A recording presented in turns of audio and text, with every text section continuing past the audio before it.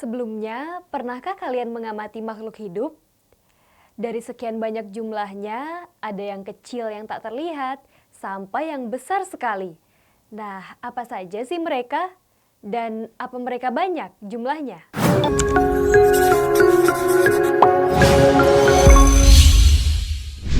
Halo teman-teman, bersama saya Aulia di sini.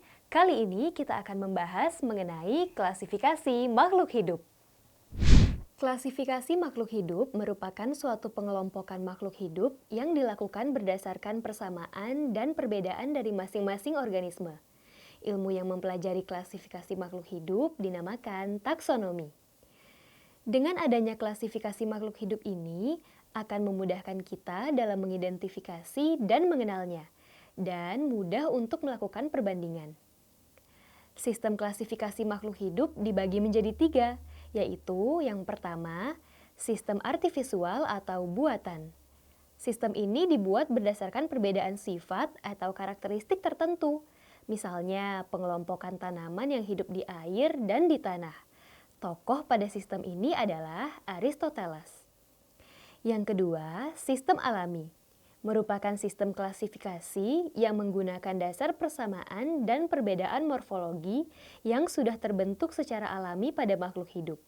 Misalnya, pengelompokan berdasarkan alat gerak, berkaki, bersayap, atau bersirip. Tokoh pada sistem ini adalah Michael Adams dan Jean Baptiste de Lamarck. Lalu yang terakhir, sistem filogenetik. Sistem yang pertama kali dikemukakan oleh Charles Darwin, yaitu sistem klasifikasi yang didasarkan pada tingkat kekerabatan antar organisme, yaitu dari persamaan dan perbedaan morfologi, anatomi, dan fisiologi yang berkaitan dengan evolusi. Sistem klasifikasi ini dihasilkan sistem taksonomi dari tingkat kingdom hingga spesies.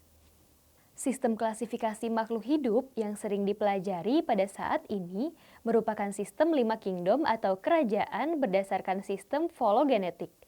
Sistem 5 kingdom ini dicetuskan oleh Robert H. Whittaker.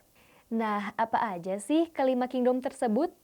Berikut kingdomnya dimulai dari organisme tingkat paling sederhana.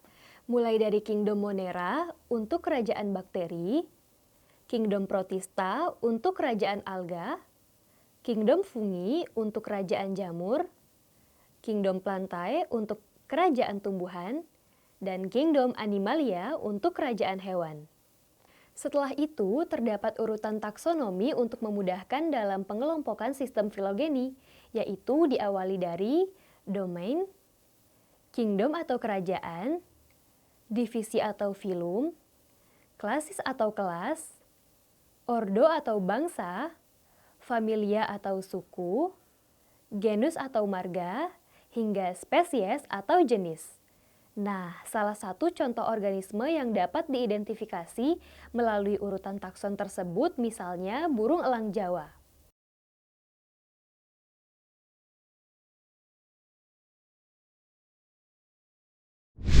Nah, itu dia pembahasan mengenai klasifikasi makhluk hidup.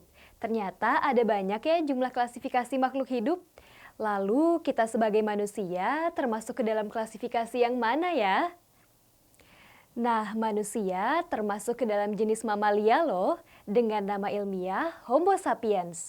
Berbicara mengenai nama ilmiah, ternyata ada loh tata cara untuk penamaan nama ilmiah. Kayak gimana sih caranya? Tata cara penamaan ilmiah disebut sebagai binomial nomenklatur atau sistem penamaan menggunakan 2 kata, yaitu penamaan makhluk hidup dengan menggunakan bahasa Latin yang terdiri dari 2 kata. Aturannya seperti ini. Kata pertama menunjukkan genus dan huruf awal ditulis kapital. Kata kedua menunjukkan spesies dengan penulisan huruf kecil. Jika terdapat kata ketiga, maka itu menunjukkan adanya varietas atau subspesies. Penulisan nama ilmiah menggunakan huruf miring atau garis bawah. Untuk penulisan penemu dapat ditulis di belakang nama, yaitu dengan singkatan huruf depan nama tersebut. Nah, ini dia contoh penamaan ilmiah untuk pisang. Nah, gimana teman-teman? Sudah paham kan sekarang mengenai klasifikasi makhluk hidup? Klasifikasi makhluk hidup merupakan sistem pengelompokan makhluk hidup. Ilmu yang mempelajarinya dinamakan dengan taksonomi. Klasifikasi makhluk hidup dibedakan menjadi 3, yaitu sistem artifisial atau buatan, sistem alami, dan sistem filogeni atau kekerabatan. Nah, sekian dulu ya video pembahasan kali ini mengenai klasifikasi makhluk hidup. Semoga bermanfaat ya teman-teman. Jangan lupa saksikan video-video kita selanjutnya di sekolahan.com. Ilmu untuk semua.